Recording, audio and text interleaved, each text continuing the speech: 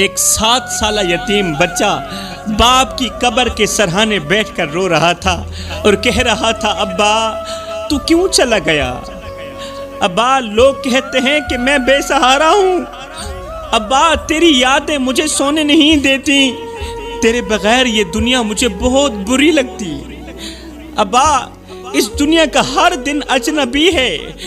ہر رات میرے لیے خوفناک ہے، ابا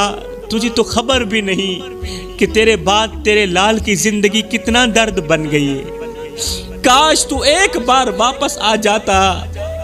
ایک بار میرا سر اپنی گود میں رکھ کر کہتا کہ بیٹا فکر نہ کر تیرا باپ زندہ ہے۔ ابا تیرے جانے کے بعد میں ہر رات رب سے کہتا ہوں، یا اللہ جو سکون میرے باپ کے سائے میں تھا، جو سکون میرے پاپا کے سائے میں تھا، مجھے اس سکون کی اشد ضرورت ہے، مجھے وہ سکون دے دے، لیکن جواب خاموشی ملتا ہے، اوپر سے جواب نہیں آتا۔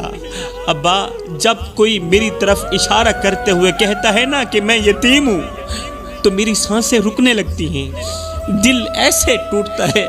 ٹوٹتا ہے جیسے کسی نے میرے سینے پر خنجر مار دیا۔ ایمان سے بتاؤ میرے بھائیو، بچے کے یہ درد بھرے جملے سننے کے بعد باپ کو تو جنت میں بھی سکون نہیں مل رہا ہوگا، باپ کی روح تو جنت میں بھی تڑپ رہی ہوگی، اس کا دل ہر لمحے اپنے بچے کی چیخیں سن کر کانپ رہا ہوگا۔ اس لیے میں جہاں بھی جاتا ہوں یہی کہتا ہوں، خدارا میرے بھائیو، جب تک اولاد جوان نہیں ہوتی تب تک تمہیں زندہ رہنا چاہیے، اپنی جان کا خیال رکھا کرو، اپنے لیے نہ صحیح اپنے چھوٹے چھوٹے بچوں کے لیے ہی صحیح، کیونکہ تمہارے بعد یہ دنیا تمہارے بچوں کے لیے ایک جنگل بن جائے گی، جنگل وہ